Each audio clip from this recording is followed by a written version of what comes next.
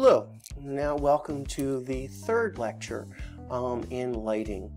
In this we're continuing lighting design concepts with the focus on lamp types.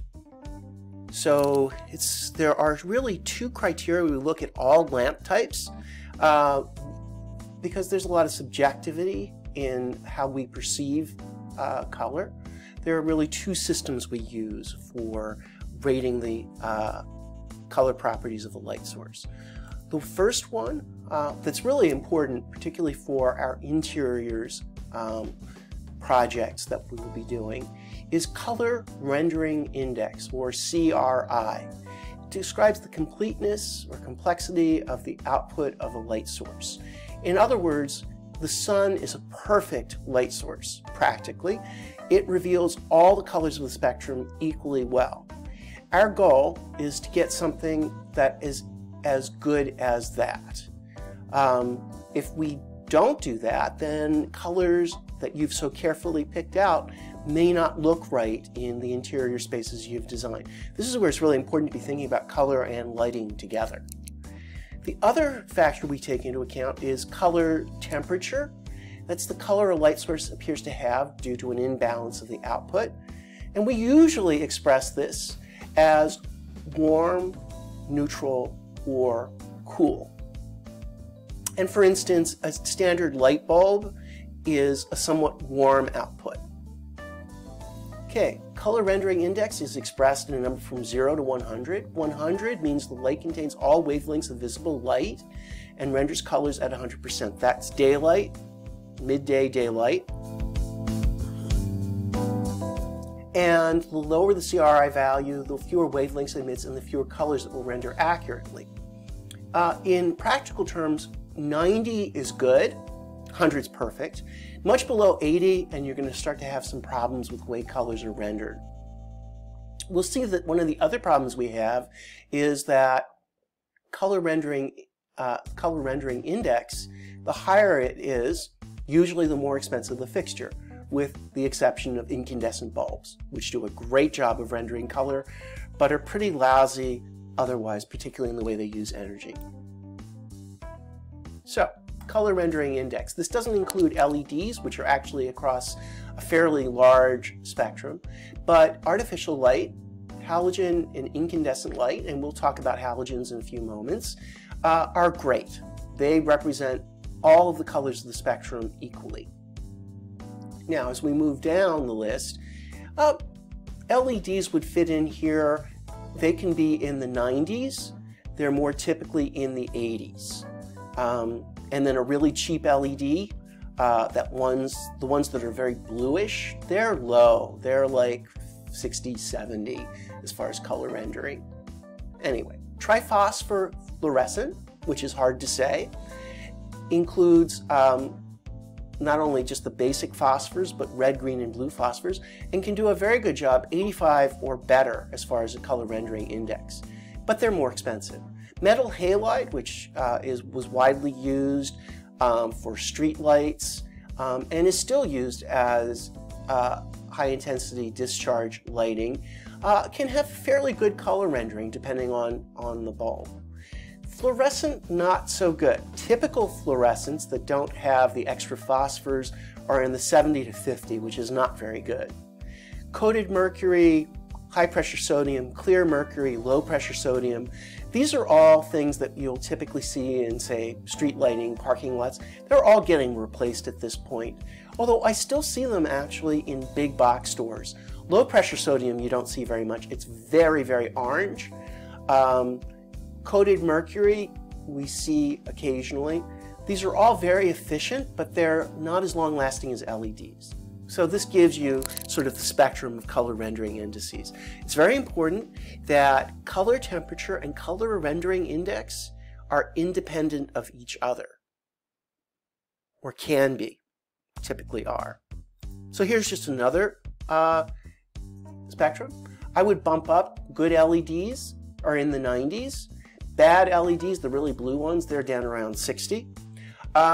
Ceramic metal halide, particular kind of lamp, can be in the 90s.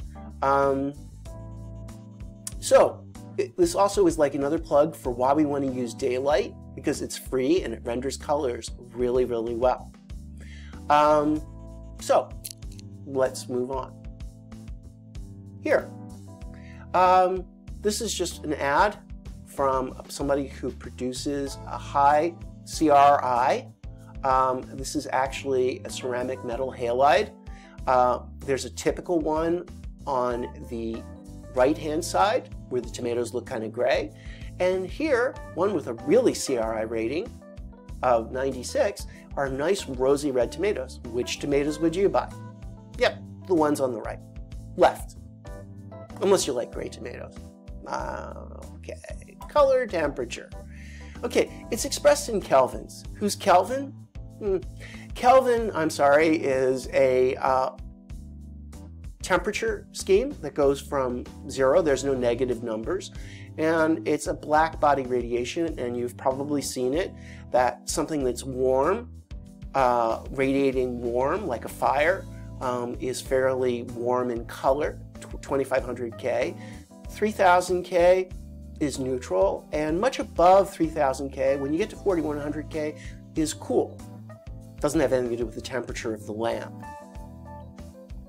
And here's a really good way of remembering this. If you look at the flame on a stove top, the warmest, closest to where it's emitting, is a deep blue, and that's the hottest.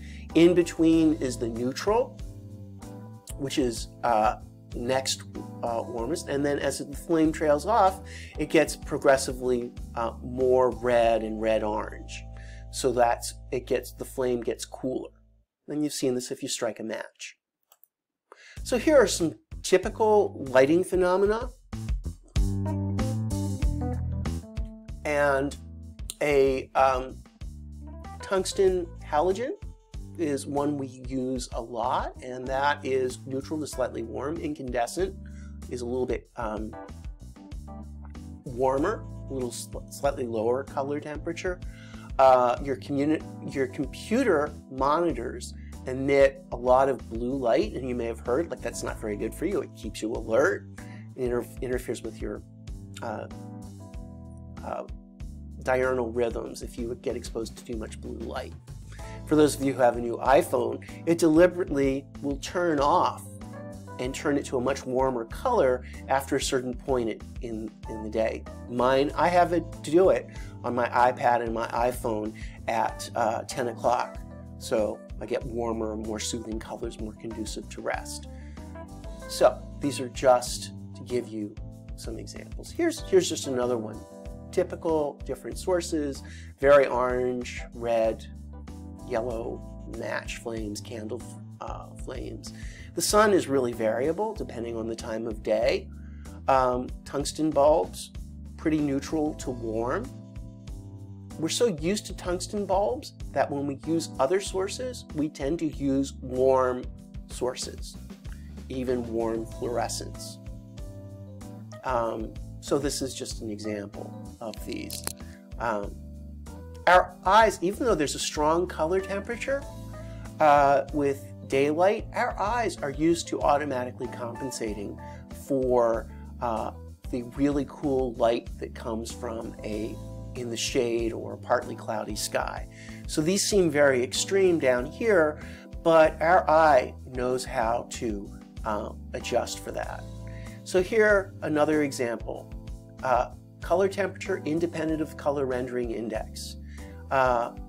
Incandescent bulbs render all colors well. Fluorescents render some colors stronger, some weaker than others. So just keep that in mind. So we have to categorize a lamp with a lot of different pieces, factors when we're selecting a lamp. One that's very important is initial cost. In fact, that can be one of the overriding concerns. Even if we can prove a lifetime cost, or operating cost is much lower, a lot of people will balk. For example, LEDs are still relatively expensive, so we're not seeing them used in every situation. Fluorescents are cheaper, they're efficient, they don't last as long. Anyway, operating cost, how much energy they use.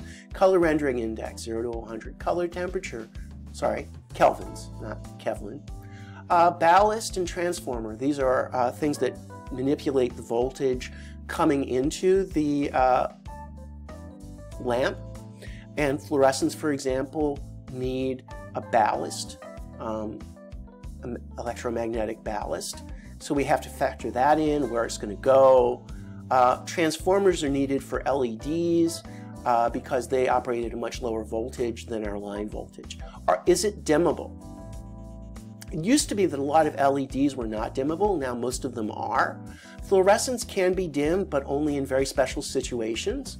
A lot of other light sources can be dimmed. High-intensity discharges, typically not. And is it instantly on or off? Most sources are instantly on or off, but some of them, I recall, like when my gym lights, when I was in high school, were mercury vapor lights, and they took a good 5 minutes to get to full lighting intensity. Other factors. Directionality. Is it direct? Is it diffuse? Efficacy. Efficacy? How many lumens per watt? Basically, how efficient is it? How is the lamp life? 1,000 hours is typical use per year. 1,000 hours is what you'll get out of a typical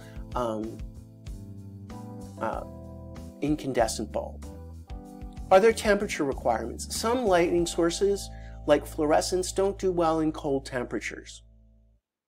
So we use other light sources. Do they generate heat? If they generate a lot of heat, we've got to dissipate that heat. Do they generate noise? You're all familiar with the slight hum that we sometimes get from fluorescents. We get that less. That's usually a sign that actually the fluorescent is not functioning. We get this from some light sources. Most we don't. LEDs do not emit any sound. So the light bulb, Thomas Edison, gosh, I think it was 1879, finally figured out how to do a light bulb where there's a filament in a vacuum or a gas that doesn't allow for combustion, and found actually early on, it's trivia, that carbonized bamboo did a really good job. And we still see these things, and we call them Edison lamps. But these were the first electric lights. Edison wasn't the only one, but he was the first to run in and patent them. These are the components. There's an inert gas, usually not a vacuum, but argon is most typically used where things don't combust under argon. There's the filament that provides the resistance that gives off light and a ton of heat.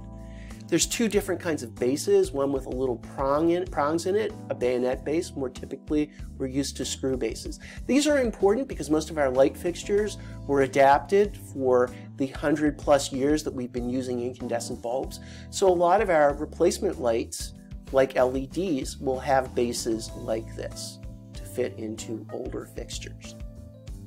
Okay, this chart, a little small, compares incandescents, halogens, compact fluorescents, and a set of LEDs. And you can see that the thing with the LEDs is there's a variety of costs. The cost keeps coming down and their efficiency keeps coming up. This is a slide I have to replace every year that I teach this course. But you can see that although there's a much higher initial cost for LEDs, the lifetime, and these are all comparative to 60-watt bulbs, is much lower.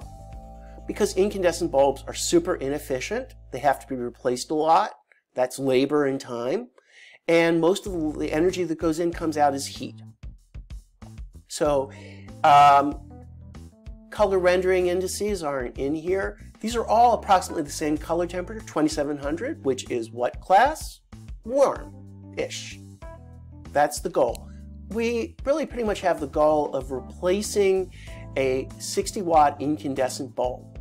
The goal that we're trying is to also do that with an LED that has the same color rendering index. We're getting there, but usually you have to pay more. Typical CRIs, it'll come up. You have to pay a lot more money, or more money.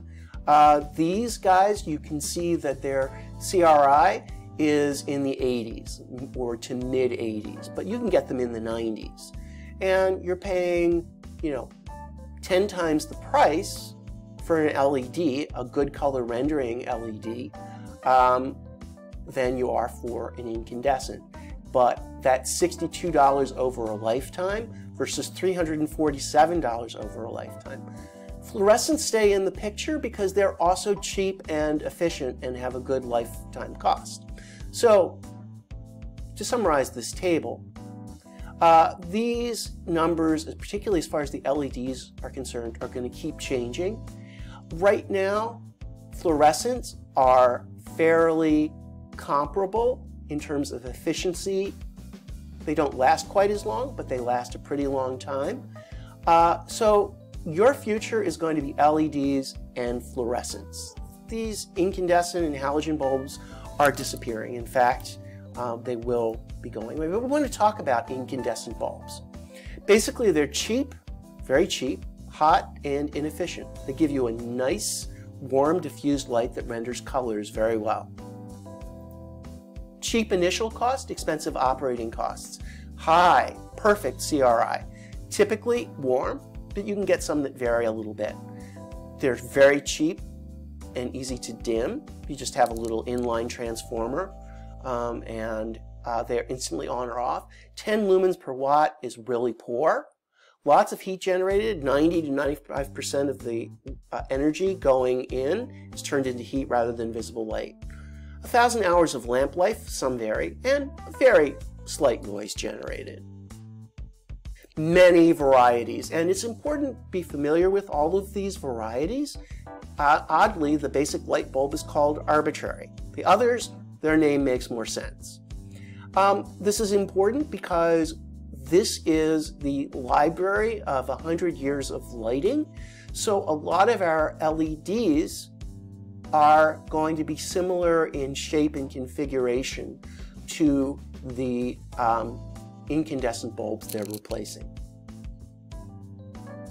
Halogen is basically a fancy, refined version of an incandescent lamp, and it's great for directional lighting, has good CRI values.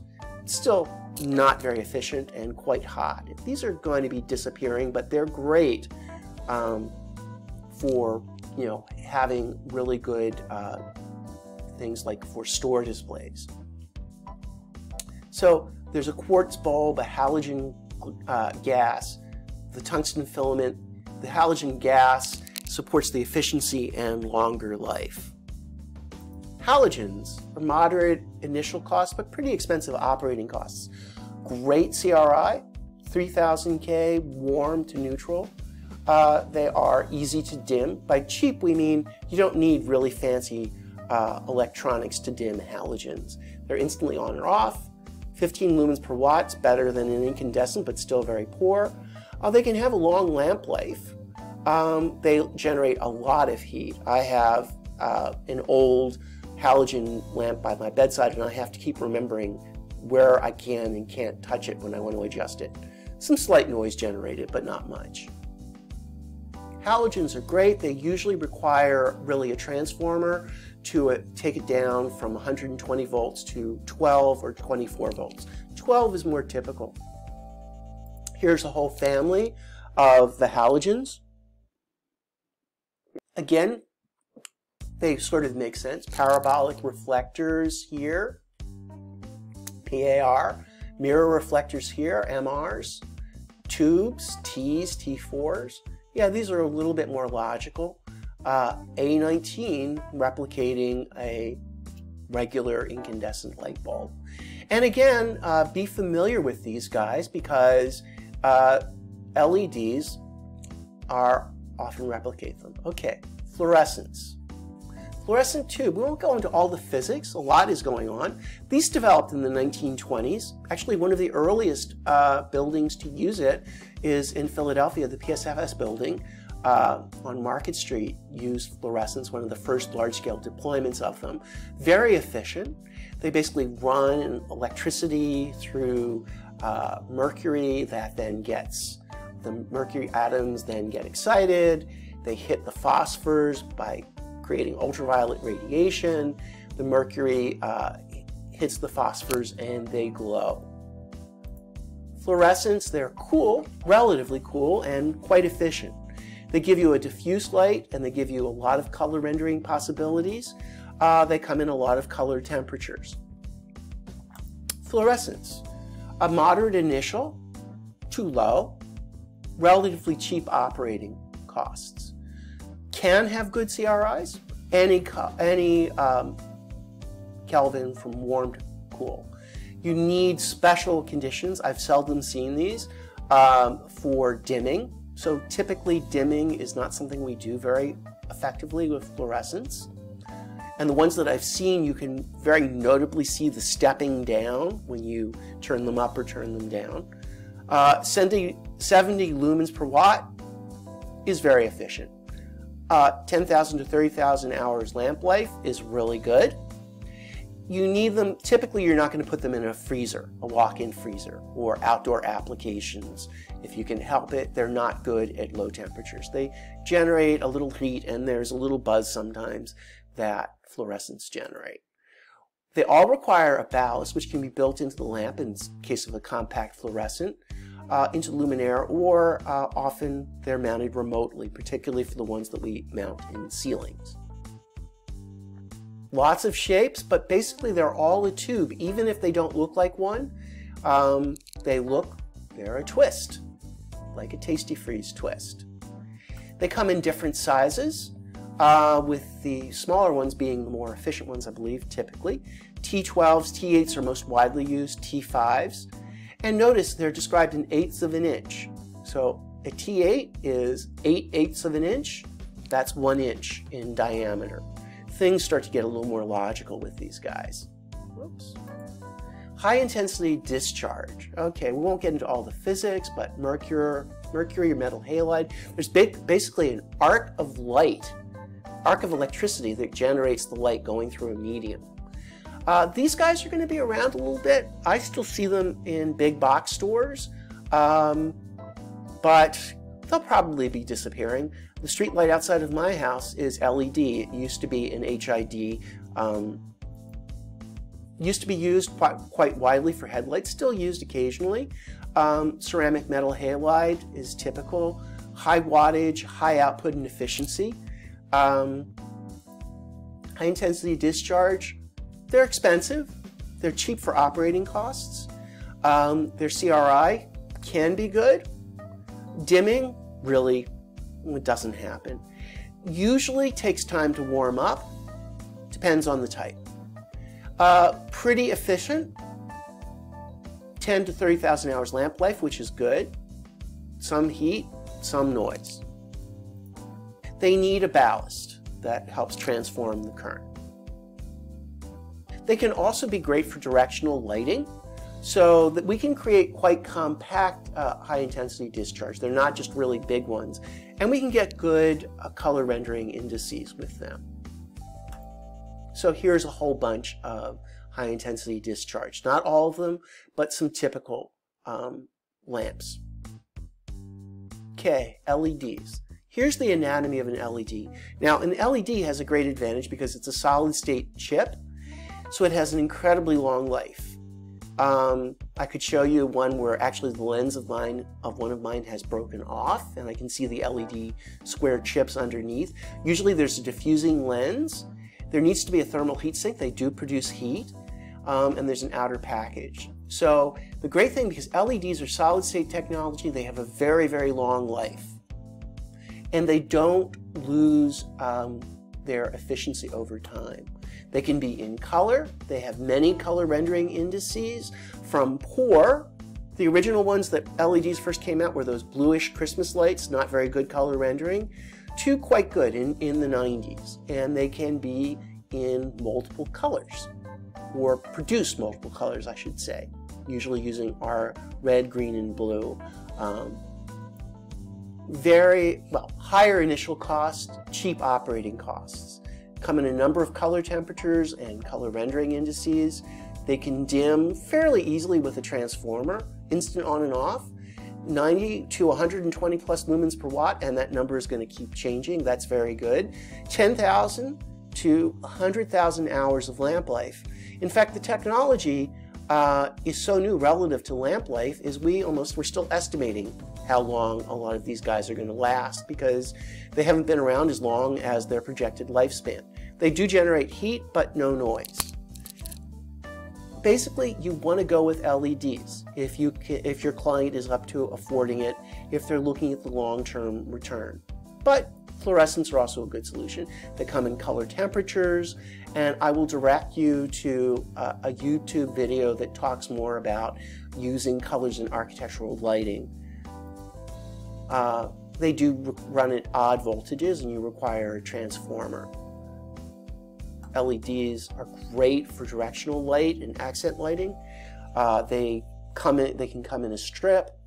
They are super flexible. I guess, you know, the basic message here is we're going to go to LEDs, and we are wherever possible, unless people are really looking and are balking at initial cost, in which case we're going to go to fluorescence or high intensity discharge. But say goodbye to plain old tungsten light bulb. And here's all kinds of bulb shapes that we have, potentially. So just a comparison again, lumens per watt, with LEDs taking the prize. Lens and lamp naming, 2 to 3 letters describe the shape, 2 to 3 numbers describe the size. So here, MR, mirrored reflector, 16. So 16/8 of an inch, 2 inches wide. You can do the math. Arbitrary lamp, 19/8 of an inch. Parabolic reflector, 38/8 of an inch. Here's just all of these. These are the typical flavors of all the different kinds of lamps that we have. Mostly based on, but not exclusively on, incandescent sources as far as their shapes. And here they are with some comparisons as far as size. Back in my day of lighting design, we used a lot of parabolic reflectors and micro reflectors, mirror reflectors, because they were very compact and great for color rendition. But we're replacing those increasingly with LEDs. Okay, and here, to describe a fluorescent tube, F4T12-236. Fluorescent, 40 watts. Tube, T, 12/8 of an inch, or 1.5 inches diameter. The color rendering index is rounded down to a 2 rather than a 20, which is really bad. And very cool, 3600 Kelvin. So a notably cool lamp. You can read the lamp. So that is another example, and we could read these. So 40 watts, 12/8 of an inch, 1.5 inches. Oh, and this they're not giving us. They're saying cool white deluxe. So we have to look to the lovely people at Westinghouse to decipher the rest of the information. So that's a little bit about this. And when you get into lighting specifications, the particular bulbs, you should know a little bit, but that's really going to go a lot to your lighting designer. So that concludes this discussion of lamps. Thank you for your attention. This ran to 30 minutes, but we had a lot of technical information to go to.